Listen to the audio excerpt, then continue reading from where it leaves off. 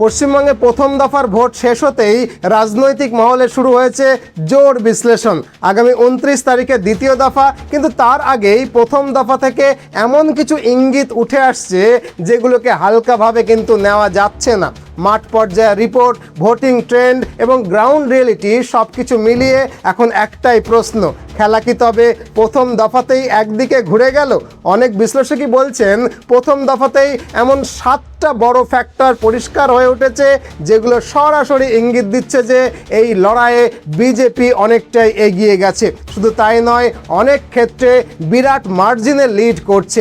মহিলা ভোট থেকে যুব ভোট, হিন্দু ভোট থেকে প্রতিষ্ঠান বিরোধী ভোট, প্রথম দফায় প্রতিটা ভোট কেন্দ্রের ভোটারদের মধ্যেই একটা নির্দিষ্ট ট্রেন্ড ধরা পড়েছে যে বিজেপি আসছে বড় মার্জিনে। ভোট বিশ্লেষকরা বলছেন 294টা আসনের লড়াইয়ে 148-এর ম্যাজিক ফিগার শুধু ছোঁয়াই নয়, তার থেকেও অনেকটা এগিয়ে যেতে পারে বিজেপি, কারণ 7টা বড় ফ্যাক্টরি শেষ মুহূর্তে বদলে দিয়েছে পুরো খেলা। আর তাই আজকের এই ভিডিওটাতে আমরা এক এক করে বিশ্লেষণ করব সেই 7টা চমকানো কারণ যেগুলো নিয়ে এখন সবচেয়ে বেশি আলোচনা চলছে। আর এই 7টা কারণ বুঝলেই আপনি নিজেই বুঝবেন যে বাস্তবে ছবিটা কোন দিকে যাচ্ছে। তাই ভিডিওটা অবশ্যই শেষ পর্যন্ত দেখুন, কারণ শেষ ফ্যাক্টটা আমি এমন একটা তথ্য দিতে যাচ্ছি যেটা হয়তো আপনি বিশ্বাসই করবেন না, বরং চমকে যাবেন। কিন্তু সেই শেষ ফ্যাক্টরটাই এবারের ভোটে সবচেয়ে বেশি গুরুত্বপূর্ণ হয়ে উঠেছে। তো চলুন শুরু থেকে শুরু করি আজকের এই গভীর আলোচনা। তবে তার আগে একটা রিকোয়েস্ট, ভিডিওটাকে অবশ্যই লাইক করে দিন, আর নতুন হলে চ্যানেলটাকে সাবস্ক্রাইব করে নেবেন প্লিজ। এই লাইক আর সাবস্ক্রাইব করার ব্যাপারটা আপনাদের কাছে ফ্রি হলেও আমাদের চ্যানেলের গ্রোথের জন্য এটা কিন্তু ভীষণ রকমের important. So I request you to please like this video and subscribe to our channel.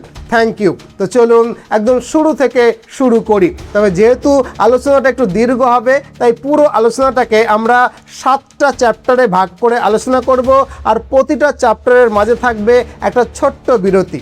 Chapter 1, যুবক ভোট ফ্যাক্টর। দেখুন, পৃথিবীর সব দেশের সব কালেই যুবক ভোটার এবং নতুন ভোটাররাই কিন্তু ভোটে বড় ফ্যাক্টর হয়ে ওঠে। আর অধিকাংশ ক্ষেত্রেই নতুন ভোটার এবং যুবক ভোটারদের মধ্যে অ্যান্টি ইনকামবেন্সি বা প্রতিষ্ঠান বিরোধিতা চরমে থাকে।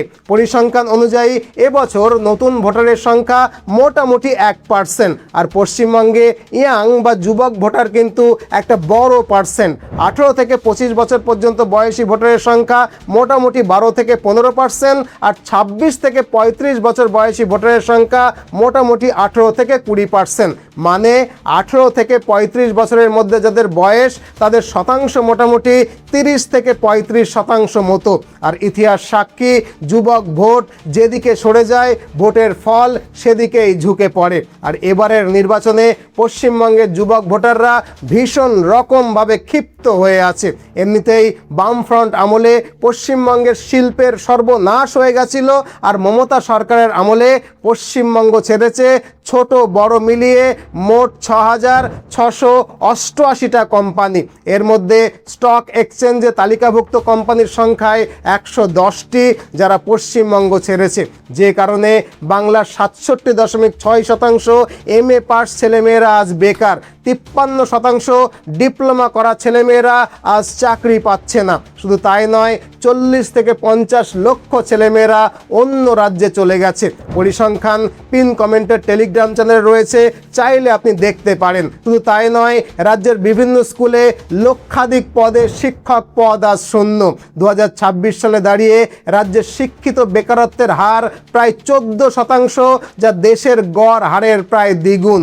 তাই এবারের ভোটে বেকারদের ভোট অন্যতম বড় ফ্যাক্টর। আর এই ভোট কবজা করবার জন্যই মুখ্যমন্ত্রী মমতা বন্দ্যোপাধ্যায় যখন মাসিক 1,500 টাকা দিয়ে যুব সাথী প্রকল্প চালু করেছে, তখন যুব সাথীর বিকল্প হিসাবে বিজেপি ঘোষণা করেছে যে তারা প্রত্যেক যুবককে 3,000 টাকা দেবে।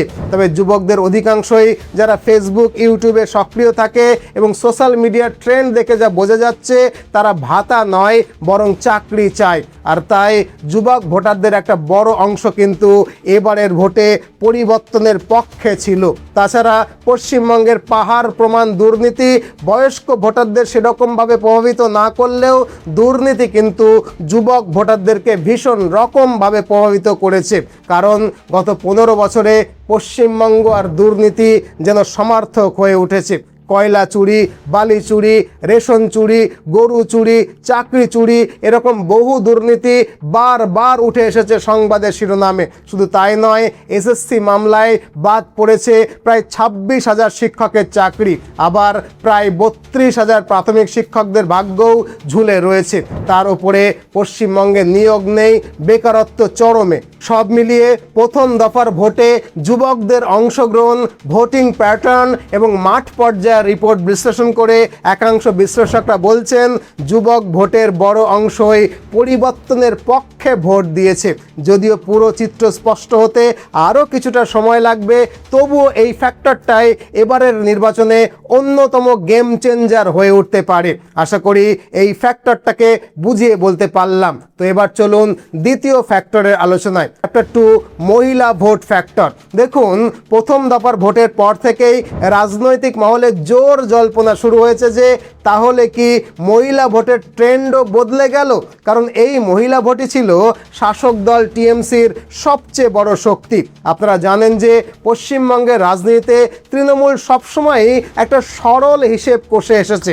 30% সংখ্যালঘু ভোট আর বাকি 70% হিন্দু ভোটের অর্ধেক মহিলা ভোট, মানে 35%। দুটো মিলিয়ে 35 + 35 মানে 70%। এই 70% ভোটকে টার্গেট করে তৃণমূল কংগ্রেস বারবার পশ্চিমবঙ্গের ক্ষমতায় আসে।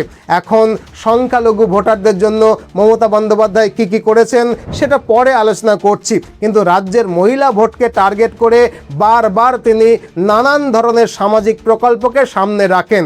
এদের মধ্যে সবচেয়ে জনপ্রিয় প্রকল্প হলো লক্ষ্মীর ভাণ্ডার। 2021 সালের বিধানসভা নির্বাচনে এই লক্ষ্মীর ভাণ্ডারই কিন্তু ভীষণ রকমভাবে কার্যকর হয়েছিল।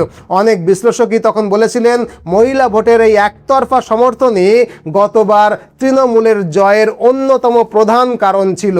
কিন্তু এবারের চিত্রটা কি একই রকম আছে? প্রথম দফার ভোটের পর যে ইঙ্গিতগুলো সামনে আসছে তাতে সেই প্রশ্নটাই কিন্তু বড় হয়ে উঠছে। কারণ এবার বিজেপিও সরাসরি মহিলা ভোটকে টার্গেট করে একাধিক বড় ঘোষণা করেছে। এদের মধ্যে প্রতি মাসে 3,000 টাকার অন্নপূর্ণা ভাণ্ডারের ঘোষণা করেছে বিজেপি, মানে লক্ষ্মীর ভাণ্ডারের ডাবল ঘোষণা করেছে।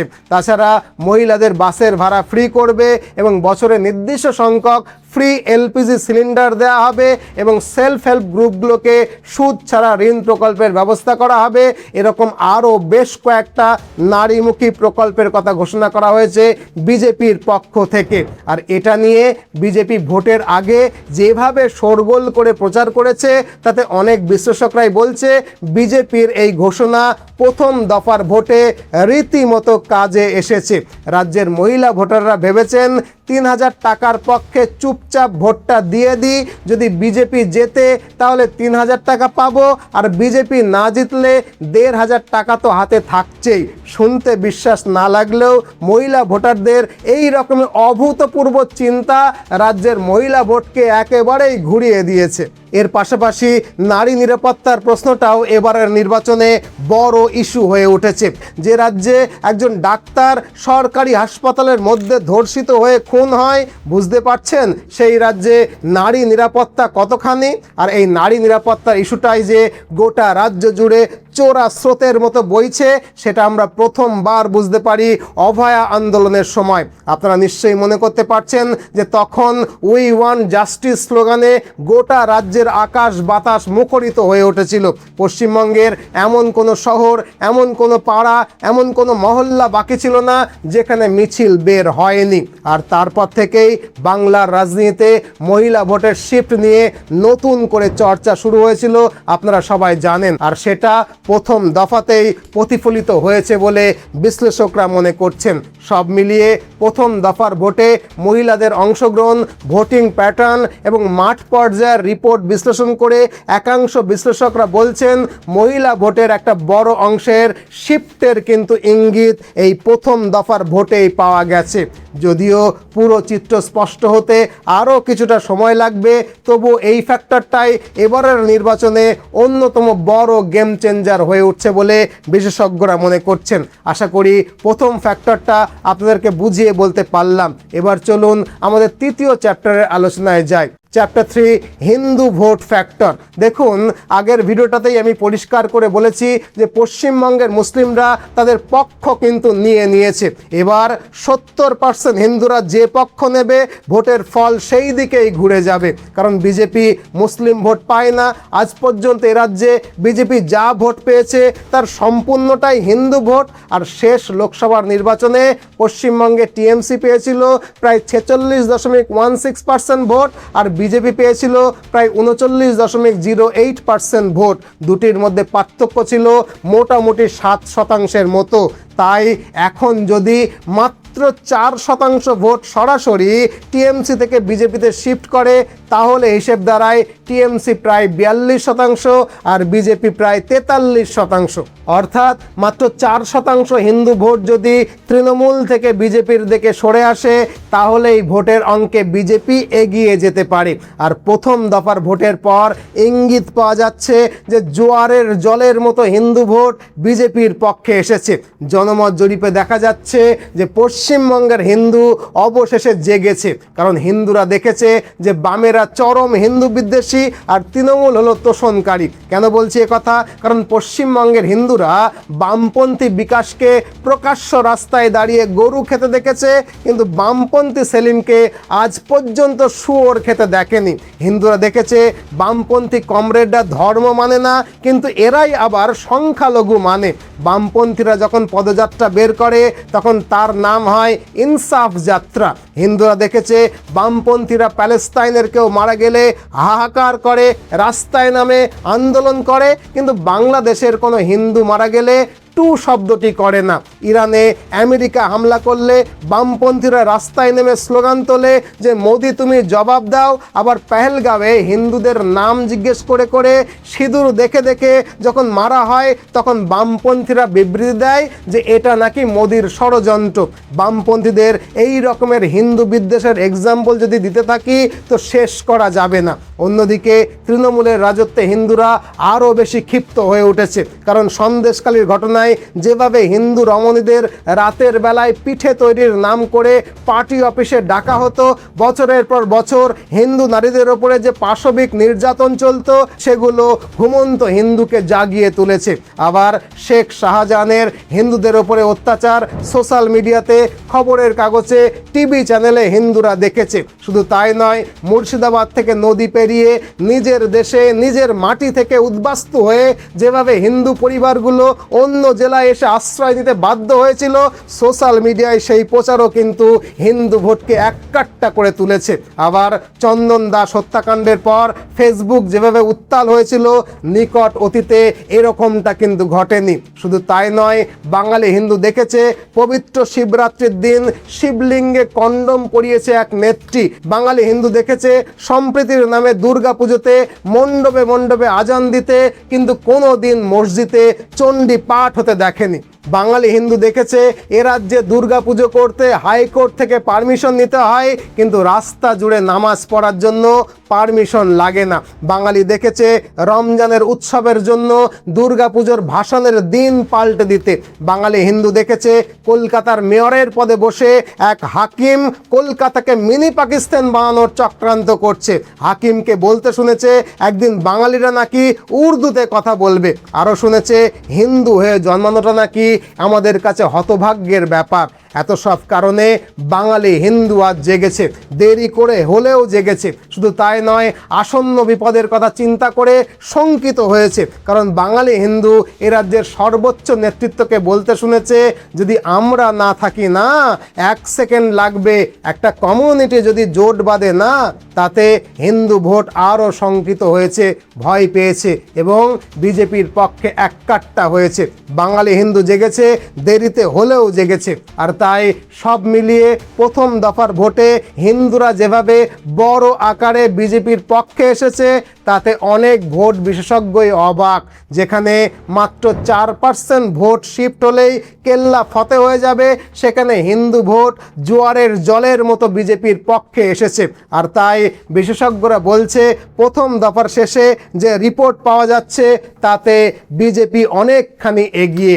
আশা করি এই ফ্যাক্টরটাও আপনাদেরকে উপলব্ধি করাতে পারলাম। এবার চলুন চতুর্থ ফ্যাক্টরের আলোচনায়। Chapter 4, commission factor.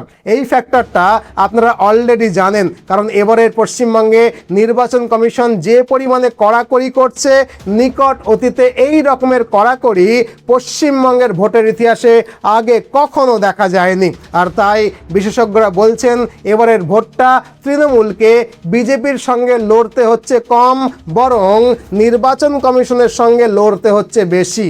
প্রথম দফায় পশ্চিমবঙ্গে মিলিটারি সিআরপিএফ এসেছে 2400 কোম্পানি, যা আগের বারের তুলনায় দ্বিগুণ। সরানো হয়েছে উচ্চপদস্থ অফিসারদের। জম্মু কাশ্মীর থেকে বুলেট প্রুফ গাড়ি আনা হয়েছে। ভোটের দফা কমানো হয়েছে ভোট কেন্দ্রের সংখ্যা। ব্যবহার করা হচ্ছে AI 360 ডিগ্রি এবং ড্রোন ক্যামেরা। শুধু তাই নয়, কলকাতার মতো বড় এলাকায় ভোটের হার বাড়ানোর জন্য এবার কলকাতা উত্তর এবং দক্ষিণে 11টা কেন্দ্রের সব বহুতল আবাসিক কমপ্লেক্সে ভোট কেন্দ্র স্থাপন করার সিদ্ধান্ত পর্যন্ত নেওয়া হয়েছে। এছাড়া কলকাতা, হাওড়া, হুগলি, উত্তর 24 পরগনা, দক্ষিণ 24 পরগনা জুড়ে সব আবাসিক বহুতল ভবনে ভোট কেন্দ্র স্থাপন করার সিদ্ধান্ত নেওয়া হয়েছে। তাছাড়া সারা রাজ্যে যাতে ভোট প্রদানের পরিমাণ আরও বাড়ে, সেই কারণে বানানো হয়েছে 4660টি সহায়ক ভোট কেন্দ্র। পরিসংখ্যান পিন কমেন্টে টেলিগ্রাম চ্যানেলে আছে, চাইলে দেখতে পারেন।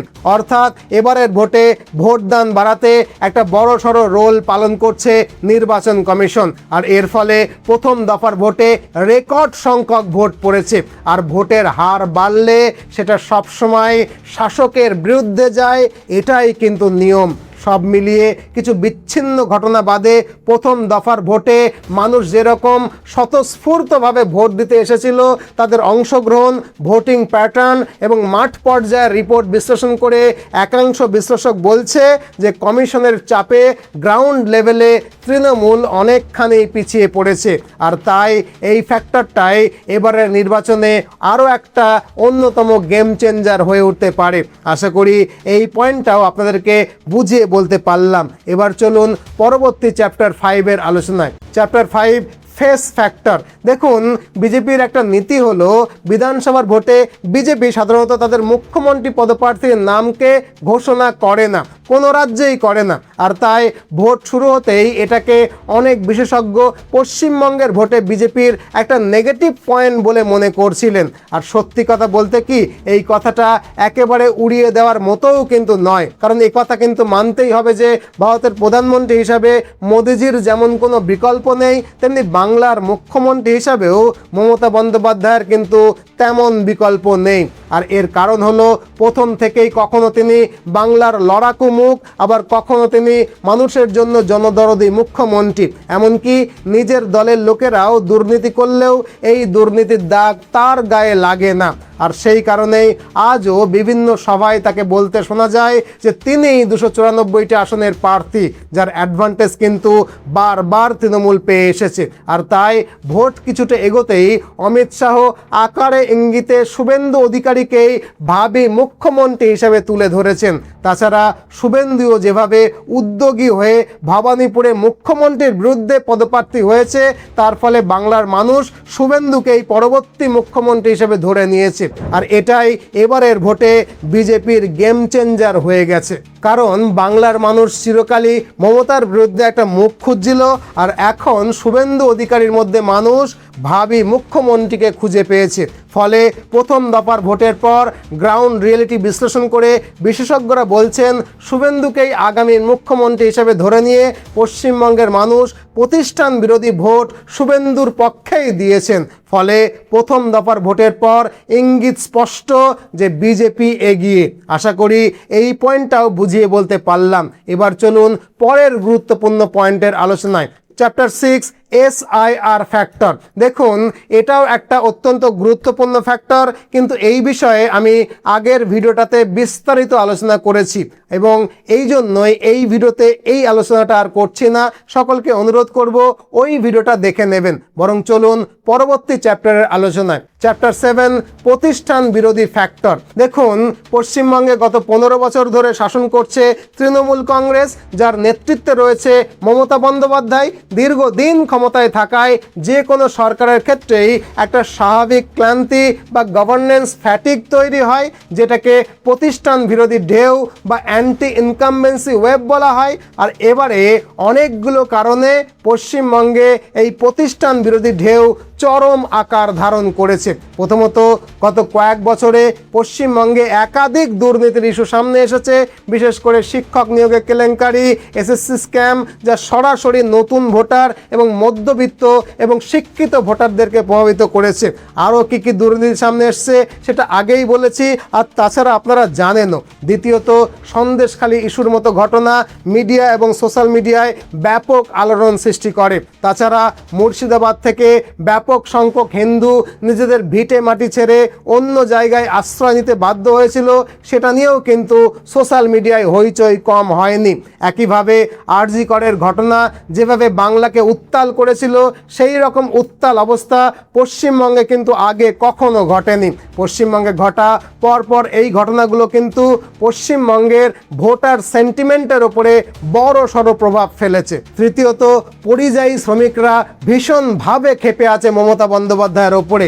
হাজার হাজার পরিযায়ী শ্রমিক ট্রেনে বাসে ঝুলতে ঝুলতে রাজ্যে ফিরছে শুধুমাত্র ভোট দেওয়ার জন্য। কি হিন্দু কি মুসলিম সকলেই বলছে এবারে ফিরে আর যাই হোক, তৃণমূলকে তারা ভোটটা দেবে না। এই ভিডিওগুলো সোশ্যাল মিডিয়াতে রীতিমতো ভাইরাল হয়েছিল, আপনারা দেখেছেন। এর থেকেই বোঝা যাচ্ছে যে পশ্চিমবঙ্গে প্রতিষ্ঠান বিরোধী হাওয়াটা কতখানি তীব্র ছিল।